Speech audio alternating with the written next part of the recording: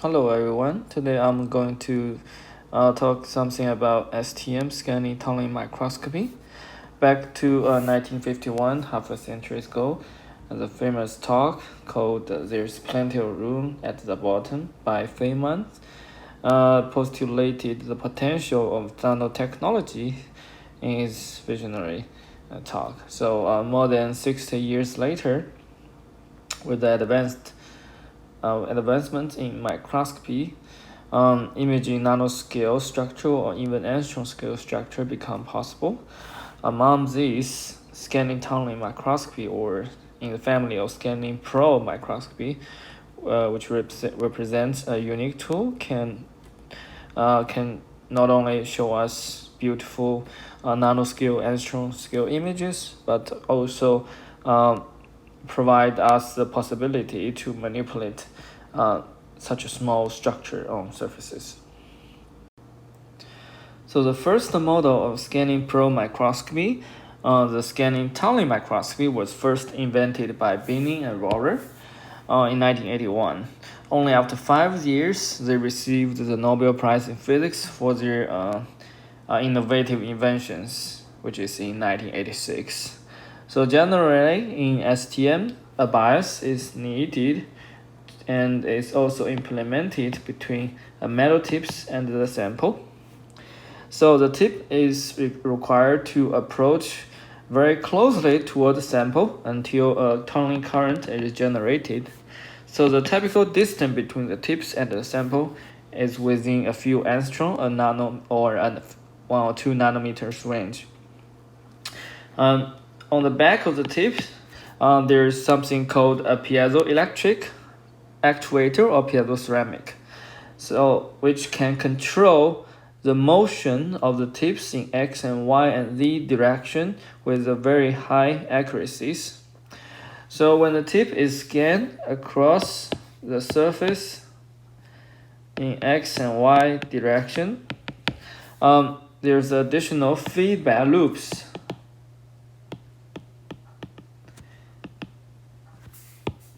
that control the tips in the Z direction by approaching the tips or retracting the tips from the surface to maintain a constant tunneling current between the tips and the samples. Then the recorded Z signals of the tips as a function of the X and Y coordinates will generate an STM images which corresponding to the topography information of the sample surfaces. There are many models that can be used to describe the tunneling phenomenon in STM. The simplest case is called the one-dimensional potential barrier models. So as you can see in this figure, so in the one-dimensional potential barrier model, a square potential is considered within the range between z equal to 0 and z equal to d, and the energy of the electron can be considered as E. So in order to describe the behavior of the electron inside this one-dimensional potential barrier, the time-dependent Schrödinger equation can be used and written as this one.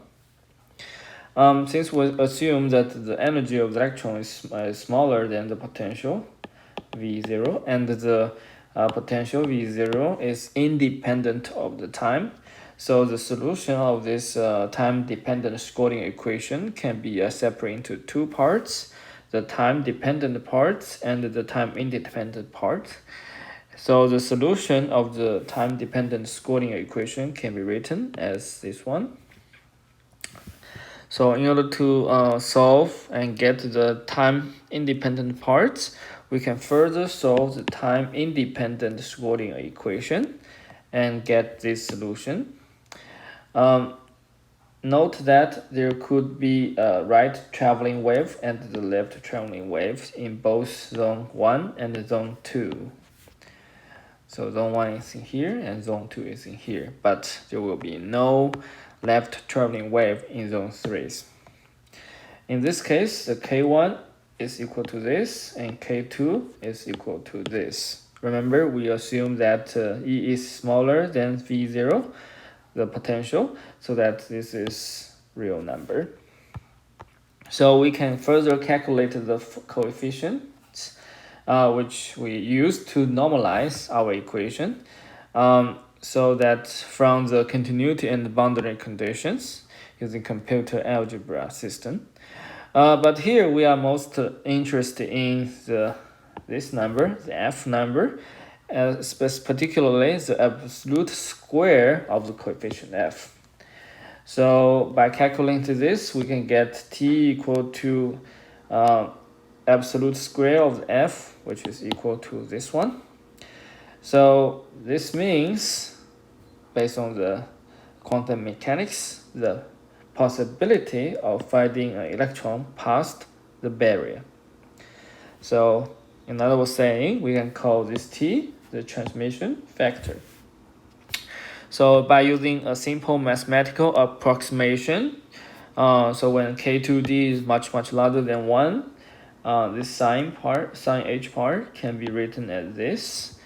And by further neglecting the last term in the denominator, we can further write the transmission factor as this and this.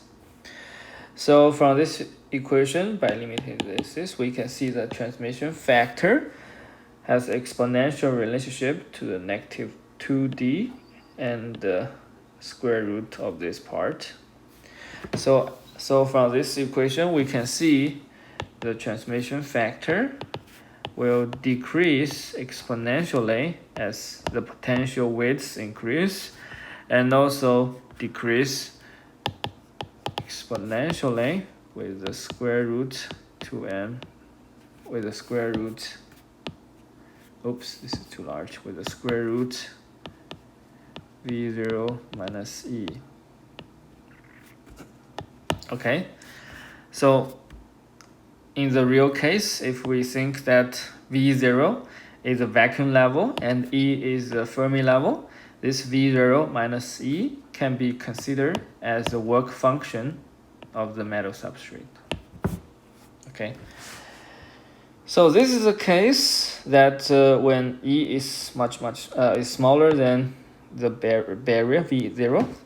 If the E is larger than the V0, the energy of the electrons is larger than the V0, then this term become imaginary. So we can, by defining the K2 equal to I K3, we can further rewritten the transmission factor as this one. And in this case, the transmission factor become auxiliary, like this. Like this. So it can reach 1 when K3D equal to n pi. So this is the simplest case, the one-dimensional potential barrier case. It can somehow describe the tunneling behavior in this one-dimensional potential barrier. And it can successfully describe some of the phenomena, for example, like the distance dependent transmission factor or the work function dependent of the transmission factors. However, several problems remain in this method. First, the wave function is not normalized. Second, as in real case, there will be a voltage potential difference between two electrodes, the tips and the sample. But here, we only think about the barrier. And third, only one electron state is considered in this case. Well, in the real scenario, we normally consider the density of states of both tips and the sample.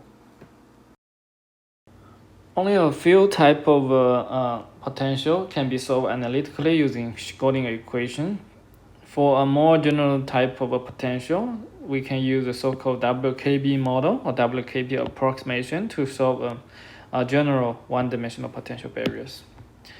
Again, in the case for one free electron, the general wave function can be written as this by solving the time-independent Schrödinger equation. As discussed before in the previous sections, the C is a normalized constant, and the K is equal to this is H bar, sorry. And now k is a changing value since the potential V can change spatially. So in order to get the transmission factor, we can think of this barrier consisted of infinitesimal small rectangular barriers with barrier height Vz and the thickness dz at the position z. So we can further modify this kind of a general wave function as this one. So the wave function at z1 will be equal to the wave function at the original point v0 times the integration of the phase shift from z0 to z1. Okay, and so the case we consider about is again here, E should be smaller than the potential, so the wave will be exponentially decays, and so that we can get the transmission factor, which will be equal to this. Okay, so if the V is a constant, then this equation is exactly the same as we discussed before. As an example of the application of the Wkb model, we can consider of one typical barrier, which is trapezoidal barriers, as you can see in here. So the potential as a function of the z can be further written as this, and we can plug this and we can put this into the previous equation and get the transmission factor for the trapezoidal barriers, which can be written in this form. Now we can see that the transmission factor will not only depends exponentially decays on the distance or the barrier width, but it can also depend on the wave function of the tips and the wave function of the sample. To further understand the tunneling behaviors in solids and overcome the limitation of the two models we discussed earlier in the one-dimensional potential barrier model and the Wkb models, which lacks the consideration of both bias as well as the density states of both tip and sample.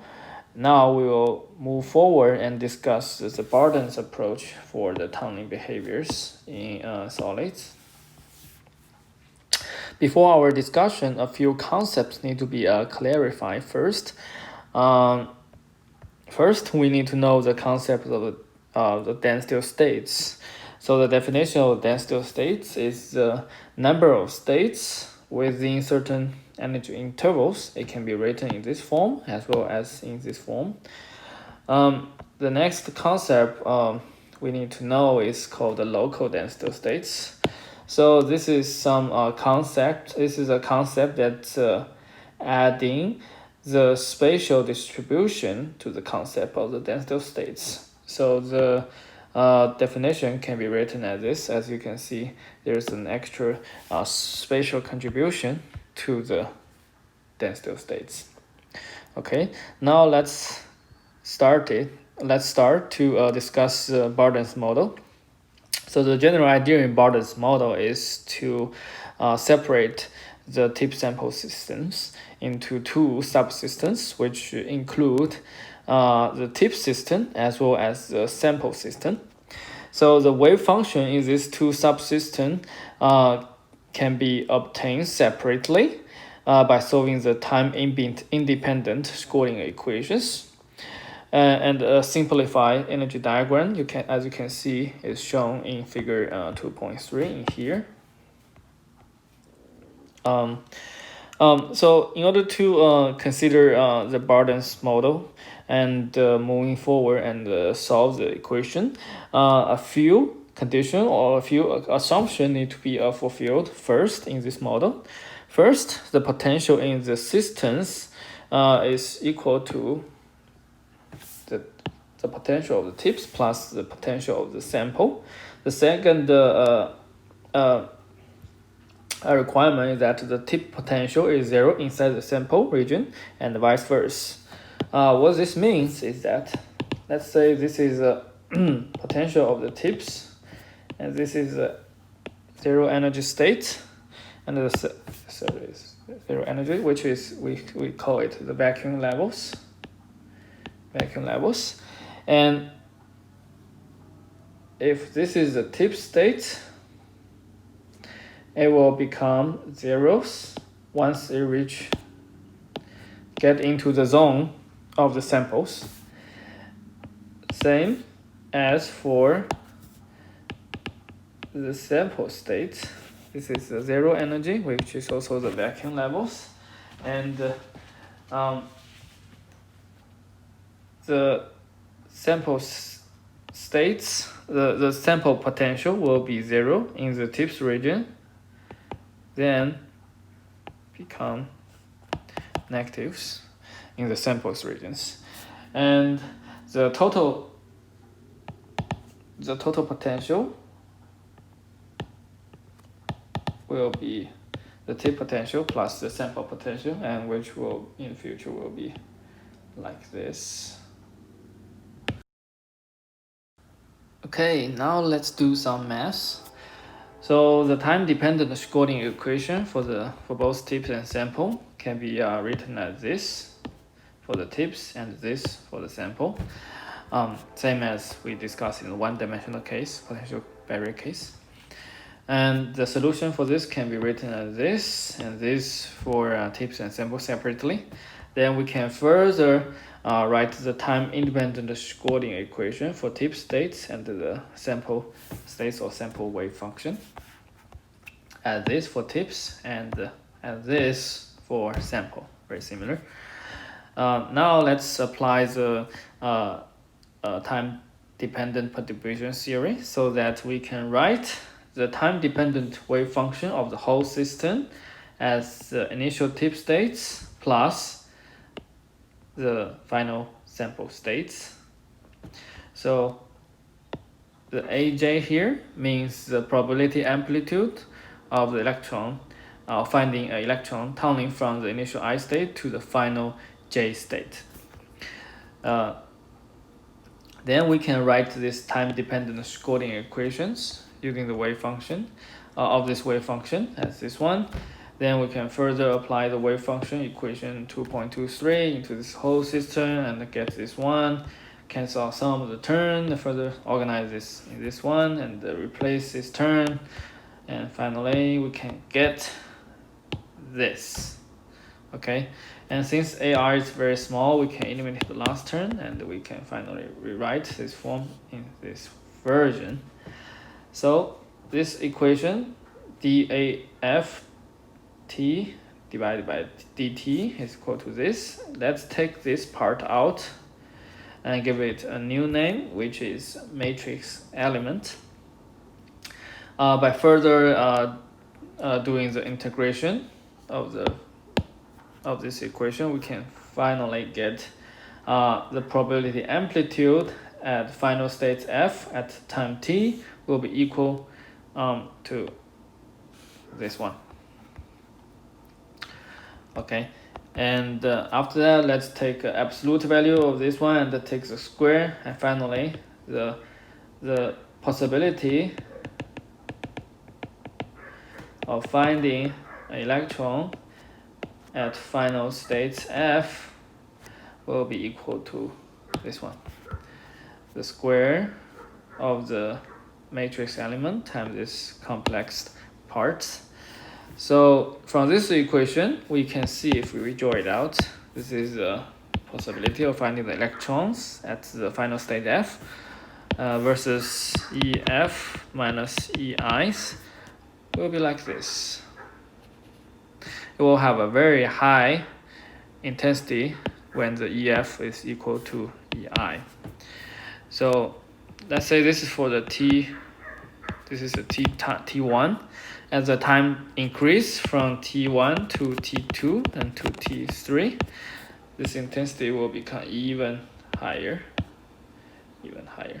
So if we take the infinities of the time, we can further rewrite this possibility of finding the electron at the final state F as this one by using the Dirac delta function.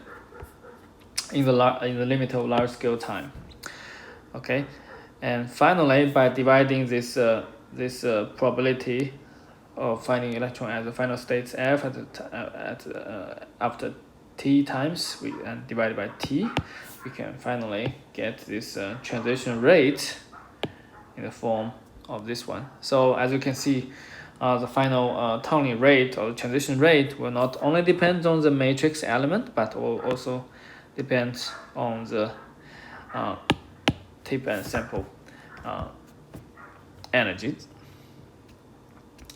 Note that since the matrix element written in this form depends on the sample's potentials, it will be pretty complicated to do the integration over the sample volumes by using some other kind of math and using the Green-Sagan identity.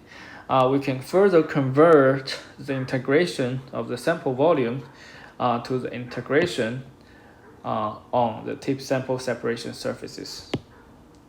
And finally, we can get the matrix element in this. In order to calculate the total transition rate for the transfer from any initial state to any final state, a sum over all pairs of initial and final states has to be calculated by adding this part. So the final tunneling current can be written in these forms, adding 2e's into here, considering the spin degeneracies and the electron.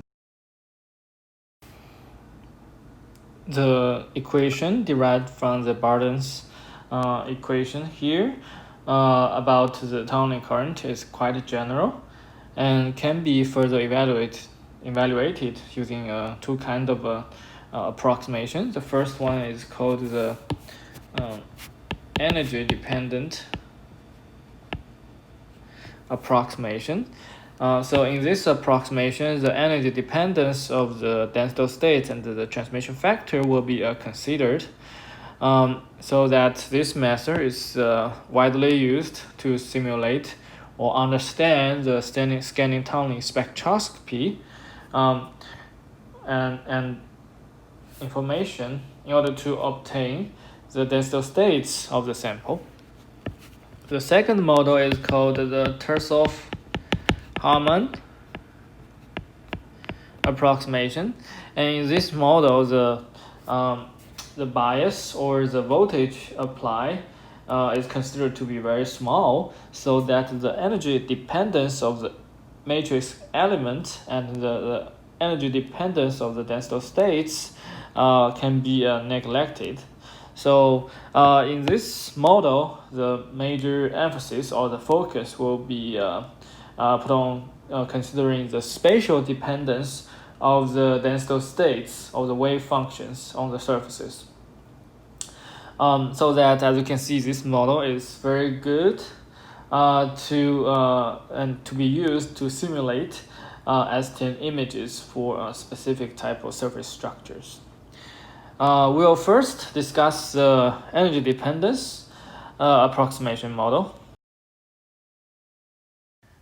In this energy-dependent approximation, the major goal for us is to get rid of the sums part in here, as well as the matrix element. So the first step to get rid of this is to replace the wave function dependent matrix element with the energy dependent matrix element. This is reasonable because for each wave function there is a corresponding certain energy state for that function, so that we can replace this form with this.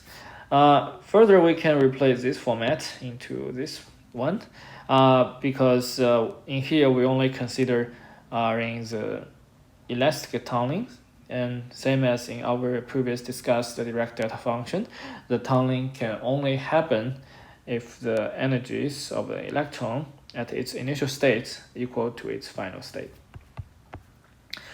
Then by using some kind of math, we can further do it here, get this and get this, and finally get this tunneling current. So as you can see, now we get rid of the sums part, and instead we have this kind of an integral part over different energy states. One thing we should notice that once we apply the voltage to either the tip of the sample, this energy will no longer be the same. So in order to compensate that bias apply to misalign the Fermi level of the tips in the sample, we need to, for example, correct the tensor states in here. And again, we only in our case we only consider the zero temperature case, so that we only consider about the states between the bias window, and that's why we can finally write the tunneling current in this format with the matrix element. Again, same as we discussed before. The next step is to get rid of the matrix element part. So in order to do that, let's first consider the one-dimensional rectangular barrier case. Okay, so that we can further rewrite this part into this format. Since we already know the wave function for the samples and the wave function of the tips here and here, we can further derive the matrix element into this format. So there's a work function dependence pre-exponential and the pre-exponential factor, as well as the work function dependence on the shoulder of this E. So if since this part have a higher, much larger contribution, let's get rid of this part temporarily and do the absolute value and the square of this matrix element. Then we can get the transmission factors, which will look like this. So this part is exactly the same term we derived in the one-dimensional potential barrier cases. Okay, so this is the simplest case if we consider the barrier as a rectangular, but in real cases this is not. So in order to consider about the difference in the work function, of both tips and sample, we will further apply trapezoidal potential barriers, which, as you can see in this figure. Okay, so once we misalign the Fermi level and apply the bias, let's consider the average effective barrier, which can be written as this. After we apply the bias, then the effective barrier for an electron tunneling at energy E relative to the sample Fermi level can be written in this format, as you can see in this figure. This is E, this is tips Fermi state, this is sample Fermi level, and this is a bias. Then we can get the energy of this electron in this format if we use the sample Fermi level as a reference. Then we can further rewrite this transmission factor in this format. Okay, there is a negative sign here, and there is also a negative sign here. So if this E is a small value, that means the transmission factor will be very small. If this E is a large value, means that this transmission factor will be very large. So what does that mean is that the transmission factor will be very large when it's close to the Fermi level of the tips.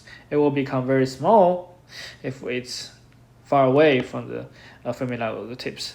So that means that once we apply a bias to the tips, the major contribution of the tunneling current will mainly come from the Fermi level at these regions.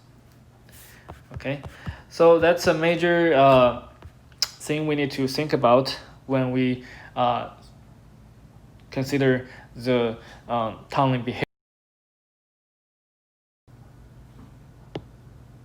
So this is a tunneling current we get for the Bardeen equation in the energy-dependent approximation case. So from this equation, we can see that the tunneling current, of course, at certain energy is proportional to the density states of both the tip and sample. This is a problem because we only care about the sample, and usually in the tip state is unknown. Second, that tunneling is energy conservative, so that only the horizontal transition can happen. Third, that the tunneling current will drop exponentially for the states at the lower energy because a larger effective barrier for this lower energy states will occur, as we can see here. So in the small voltage case, if this is very small, then we can further write the energies as this form, so that this transmission factor will no longer depend on the energy of the electrons and the voltage applied. Then the tunneling current will only be proportional to the integral density states of both tip and sample. So if the density states of the tip and sample is the same, then the current will just be proportional to the voltage, as you can see in the integral part. The discussion above are all at 0 temperatures, but in reality there's a finite temperature. For example, at room temperature, we need to consider about the Fermi-Dirac distribution of the electron at different states due to the thermal effect. So this is a general form for the written in the Fermi-Dirac distribution. I will show the occupation of the field states at energy E minus EF and at temperature T. Then the unoccupied state can be defined as this form. So the current from the electron tunneling from the occupied state to the unoccupied state can be written in this form, which will be proportional to the field states of the tips and be proportional to the unoccupied states of the sample. Same, the current results from electron tunneling backwards from the occupied states to the unoccupied states of the tips can be written in this format. Again, we will be proportional to the field states of the sample and will be proportional to the unfilled states of the tips. So the total current will be current plus minus current minus, and we do the math here, and we can get the total current will be proportional to this form. Let's say if the Fermi level of the sample is 0 and the Fermi level of the tips now is EV by applying voltage, then we can further write this tunneling current considering the Fermi-Dirac distribution. Next, we will discuss the Tesol-Harmon approximation in STM. So as we discussed before, in Tesol-Harmon approximation, we usually consider a very small bias voltage so that the energy dependent of the density states and the energy dependent of the transmission factor will not be considered, and we'll only consider about the density states of both tips and sample. However, as you know, since the structure for the tip is usually unknown, it will be very hard to evaluate the wave function as well as the density states of the tips.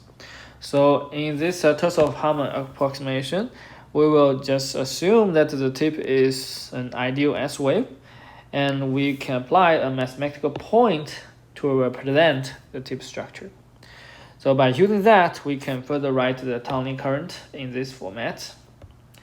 This part is already known. This part describes the possibility of finding a surface state at the position of the tip. Another saying, we can write this part as a wave function at position RT. So the tunneling current can be write in this form, which means that the tunneling current will be proportional of the density states of the surface or the samples at the tip's position. So for this reason, the Tesol-Harmon approximation is very often used or employed to interpret the STM images, or using that to simulate the STM images using ab initio simulation. We have finished discussing the scanning tunneling microscopy. Now let's move forward to the scanning tunneling spectroscopy. Again, all the theory has been discussed in the scanning tunneling microscopy part. We'll just talk a few examples in the STS, which is mainly focusing on the two modes in STS. One is called the IV mode, one is called the IZ mode. So in both modes, the first step is to turn off the feedback loops that's stabilizing the tips and sample by applying a small bias from a negative value to a positive value. We can collect the corresponding voltage, corresponding current as a function of the voltage. Same thing happens in the IZ mode. First, turn off the feedback loops, then we change the distance between the tips and sample, and then we can get a corresponding current as a function of these. So in the IV mode, we can get an IV curves from some value like this, and in the IZ mode we can get some curve like this, because there's exponential dependence of the current versus distance. So as we know that in the simplest case, in the Tesol-Harmon's models, if the bias is very small, then the current will just be proportional to the density states of the sample. So by doing derivatives of the IV curve, we can further get the DI versus DV curve, which will just show the dependence of the DI/dV to the density states of the sample. So by doing that, we can get the DI/dV versus V, indicating the density states information of the sample. However, as we know that the transmission factor will be proportional to this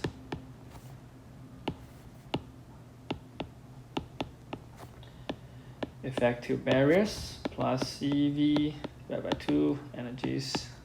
Okay, so that we know that the transmission factor will have exponential relationship to the bias. So there will always be an exponential background in our DI/dV curve. So in order to get a more accurate density states, or more clearly density states information from a sample, we will further use the normalize. We'll further normalize our DI/dV curve and write that in this format. And by using this kind of mathematical treatment, we can sort of remove the background and get to the density states information in a more clear way. Okay, so that's the IV.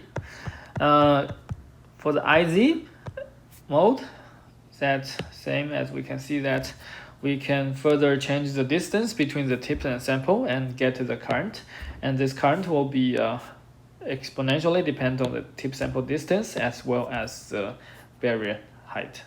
So by doing the natural log current, by drawing the natural log current versus D, we can extract this square 2m h bar square and this effective barrier part, and by removing this we can calculate the barrier height using the IZ mode.